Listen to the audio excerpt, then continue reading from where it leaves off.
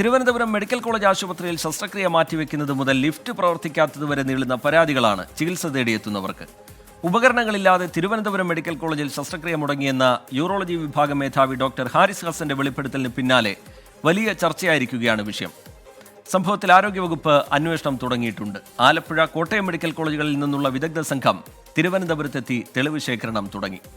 അന്വേഷണ സംഘത്തിൽ തൃപ്തിയുണ്ട് എന്നാണ് ഡോക്ടർ ഹാരിസ് ഹസന്റെ പ്രതികരണം.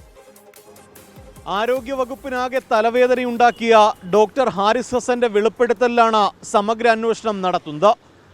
ആരോഗ്യവകുപ്പ് രൂപീകരിച്ച വിദഗ്ധ സമിതി ഇന്ന് രാവിലെയോടുകൂടി തിരുവനന്തപുരം മെഡിക്കൽ കോളേജിലെത്തി അന്വേഷണം ആരംഭിച്ചു.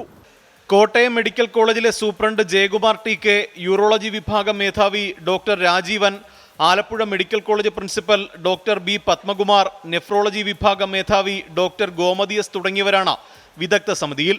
ഡോക്ടർ ഹാരിസ് ചിറക്കൽ വെളിപ്പെടുത്തിയ കാര്യങ്ങളെക്കുറിച്ച് സമിതി വിശദമായി അന്വേഷിച്ച് സർക്കാരിന് റിപ്പോർട്ട് നൽകും.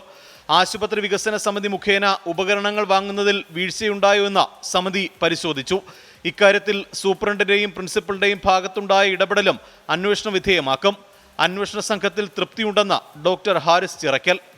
വളരെ തൃപ്തികരമാണ്. അത് ഇത്രയും വേഗത്തിൽ ഗവൺമെൻറ് അതിനെപ്പറ്റി അന്വേഷിക്കുന്നതിനും ഒരു അന്വേഷണ കമ്മിറ്റി ഏർപ്പെടുത്തിയതിലും വളരെ സന്തോഷമുണ്ട്. എല്ലാ വിഷയങ്ങളും വിദഗ്ധ സമിതി അന്വേഷിച്ച് ഇതിന് ശാശ്വതമായ ഒരു പരിഹാരം നേടിത്തരാമെന്ന് അവർ ഉറപ്പ് നൽകിയിട്ടുണ്ട്. ഡോക്ടറിന്റെ തുറന്നു പറച്ചിലിൽ സൂപ്രണ്ട് ഓഫീസിലേക്ക് കോൺഗ്രസ് പ്രതിഷേധ മാർച്ച് നടത്തി.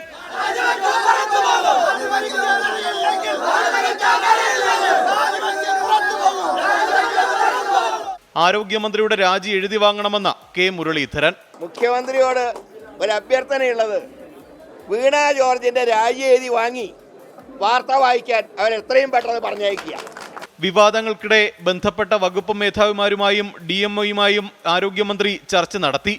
ഡോക്ടർ ഹാരിസിന് ഐക്യദാർഢ്യം അറിയിച്ച നാളെ ഡോക്ടേഴ്സ് ദിനത്തിൽ മെഡിക്കൽ കോളേജുകളിൽ KGMCT പ്രതിഷേധ ധർണ സംഘടിപ്പിക്കും. തിരുവനന്തപുരം മെഡിക്കൽ കോളേജിൽ രാവിലെ തുടങ്ങിയ വിദഗ്ധ സമിതിയുടെ പരിശോധന 8 മണിക്കൂറിലധികം നീണ്ടു. ഡോക്ടർ ഹാരിസ് ഹസനിൽ നിന്ന് വിശദമായി അന്വേഷണ സംഘം മൊഴിയെടുത്തു. അടിയന്തരമായി റിപ്പോർട്ട് സമർപ്പിക്കാനാണ് ആരോഗ്യവകുപ്പിന്റെ നിർദ്ദേശം. ആ റിപ്പോർട്ട് ലഭിച്ച ശേഷമാകും ഹാരിസ് ഹസനെതിരെ നടപടി വേണമോ എന്ന കാര്യത്തിലും ആരോഗ്യവകുപ്പ് തീരുമാനമെടുക്കുക. MG പ്രതീഷ്, 24 തിരുവനന്തപുരം. പൊതുജനം കഴുതയല്ല സാർ.